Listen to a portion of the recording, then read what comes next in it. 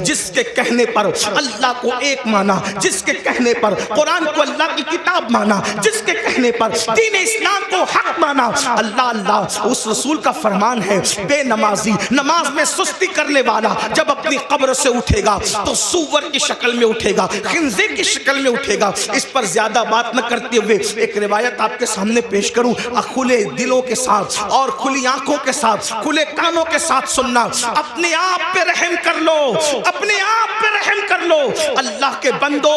آخرت کی گھاٹی بڑی مشکل ترین گھاٹی ہے، ہم نے اس کو جتنا آسان سمجھا اتنا آسان نہیں ہے۔ میرے امام کہتے ہیں اللہ اکبر، پاٹ وہ کچھ دھار یہ کچھ زار ہم، یا الہی کیوں کر اترے پار ہم، اپنی ستاری کا یا رب واسطہ ہو نہ رسوا برسرے بازار ہم۔ اللہ ہمیں فیس بک کے لیے تو وقت ہے، یوٹیوب پر بیٹھنے کے لیے تو وقت ہے، دوستوں کی محفلوں کے لیے تو وقت ہے، بیوی بچوں کے لیے تو وقت ہے، سب کے لیے وقت ہے، رب کے لیے وقت نہیں۔ سن لو اور اچھی طرح سے سن لو۔ اللہ حضرت علامہ عثمان ابن حسن رضی اللہ تبارک و تعالیٰ عنہ اپنی کتاب میں لکھتے ہیں، میری بہنوں کی بھی توجہ، اللہ کے حبیب علیہ السلام کا ظاہری دور ہے، آقا علیہ السلام اپنے صحابہ کے جرمٹ میں جلوگر ہیں، ایسے میں ایک نوجوان روتے ہوئے آتا ہے اور عرض کرتا ہے یا رسول اللہ صلی اللہ علیہ وآلہ وسلم، میرے ابو کا انتقال ہو گیا،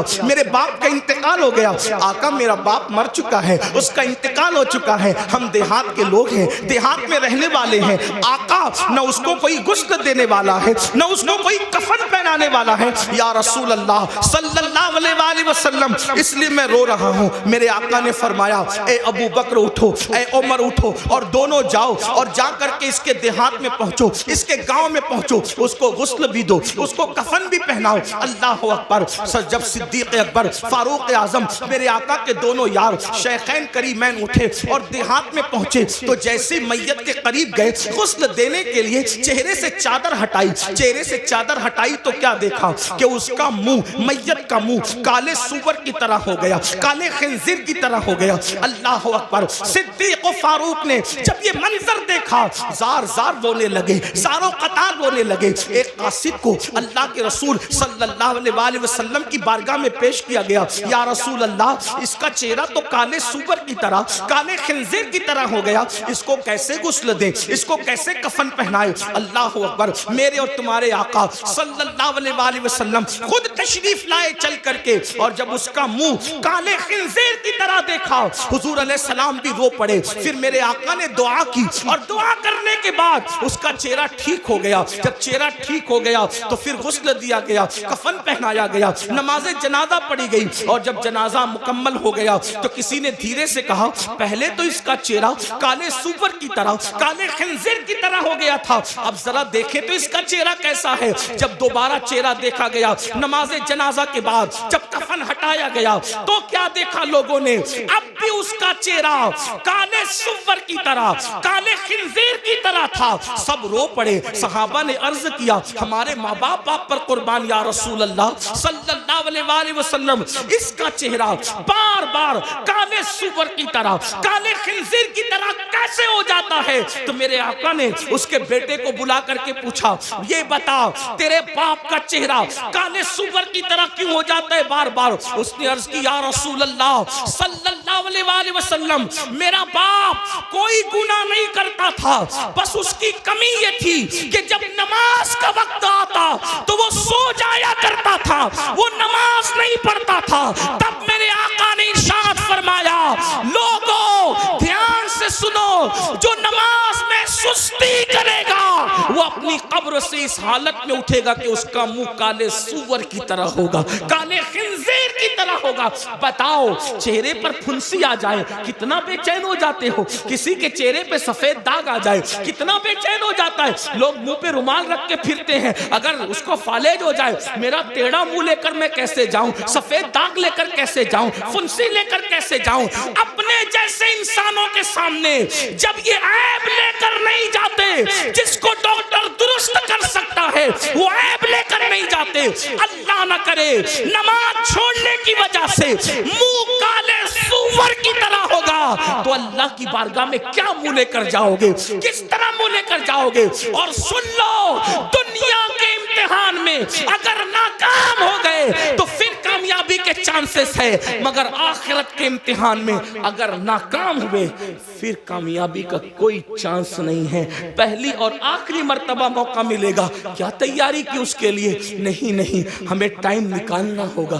بڑی معذرت کے ساتھ ایک بات اور آپ سے کہوں, آج میری قوم کے دماغ میں ایک خبط ہے, نہیں ہم تو غوث پاک کے ماننے والے, ہم تو غریب نواز کے ماننے, ہم تو اعلیٰ حضرت کے ماننے, ہم تو شاہ برکت اللہ کے ماننے. تو ہمیں کیا ہوگا؟ ہم نے تو زنا کر کے بھی جنت ہی ملنی, ہم نے تو نماز چھوڑ کے بھی جنت ہی ملنی, ہم نے تو پوری زندگی قرآن کو ہاتھ نہیں لگایا. تو کیونکہ ہم ماننے والے کتنے بڑوں کے, جتنے بڑوں کے ماننے والے ان کی بڑائی میں مجھے کوئی شک نہیں. لیکن ایک بات ضرور کہتا ہوں, جب نوح علیہ السلام کا بیٹا جہنم میں جا سکتا ہے, سلبی بیٹا, اور قرآن پھر اس کا نسب بھی کاٹ کر کے اعلان کرتا ہے لیس من اہلی, کبھی آپ کی اولاد سے نہ رہا. تو جب سگے بیٹے کا نسب کٹ سکتا ہے تو پھر نام لیواؤں کا رشتہ نسبتیں کیوں نہیں کٹ سکتی؟ وہ شخص غوث پاک کا کیسے ہو سکتا ہے جو نماز نہیں پڑھتا؟ کیونکہ غوث پاک کہہ چکے کہ بے نمازی مرے تو اسے مسلمان کی قبرستان میں دفن مت کر. میں لوگوں کو کہتا ہوں, کچھ لوگوں کو برا بھی لگتا ہے لیکن مجھے لوگوں کا خیال کم ہے. ہم لوگ قادری بن گئے, چشتی بن گئے, نقشبندی بن گئے, سہروردی بن گئے,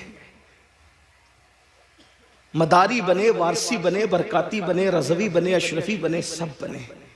اب سے پوچھتا ہوں, سچ بتانا اپنے ایمان والے دلوں پہ ہاتھ رکھ کے, کیا سچے مسلمان بھی بنے ہم؟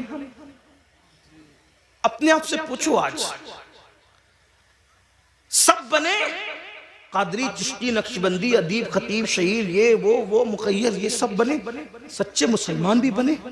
آپ کہیں گے تو کیسی بات کرتے آیا ہے, ہم کیا مسلمان نہیں؟ میں نے کہا میں آپ کے اسلام کا منکر نہیں, لیکن پوچھ رہا ہوں کیا سچے مسلمان بھی بنے؟ کہا وہ کیوں؟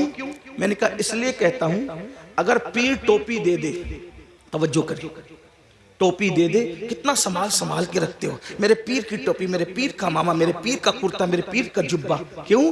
کس نے دیا؟ پیر نے تحفے میں دیا. اور پیار اس سے کتنا ہے کہ قبر میں بھی لے جاؤں گا. میں نے کہا تجھے سلام ہو, اچھا ہے, پیار, پیر سے بہت پیار کر, اللہ اس سے زیادہ تجھے برکت دے. لیکن اتنا ضرور تجھ سے پوچھوں گا, سلسلے کی محبت میں تجھے پیر سے اتنا پیار ہے کہ پیر کے دیے ہوئے تحفے کو تو نے سینے سے لگا کے رکھا, کیا تو نے اللہ کے دیے ہوئے تحفے کے ساتھ بھی یہی سلوک کیا؟ جو قدر تجھے پیر کے تحفے کا ہے, جو قدر تجھے استاد کے تحفے کا ہے, کیا اللہ کے تحفے کے ساتھ بھی تو نے ایسا ہی سلوک کیا؟ وہی قدر کی, وہی عزت کی, وہی سینے سے لگا کے رکھا؟ کہا اللہ کا تحفہ کیا ہے؟ میں نے کہا اس کو نماز کہتے ہیں. دیا اللہ نے, اور کن ہاتھوں سے بھیجا؟ کن ہاتھوں سے بھیجا؟ سید المعصومین محمد الرسول اللہ کے ہاتھوں سے بھیجا. جس قوم کو پیر کے تحفے کی قدر ہو اور اللہ کے تحفے کی کوئی قدر نہ ہو, تو پھر وہ قوم سچی مومن کیسے ہو سکتی, کامل مومن کیسے ہو سکتی ہے؟ غور کیجئے, دھیان دیجئے اور سن لو, کسی اور کی نگاہ میں مسلمان بننے والا جنت میں نہیں جائے گا.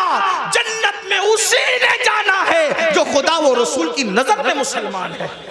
اپنے آپ کے بارے میں جو بھی تلاش خراش لو, اند اللہ جو مومن ہے, اند الرسول جو مومن ہے, جنت اسی کے لیے ہے. اس خوش فہمی میں مت رہنا کہ صرف سنی کہلا کر کے جنت مل جائے گی. سنی کہلانا اور ہے, سنی بن جانا اور ہے.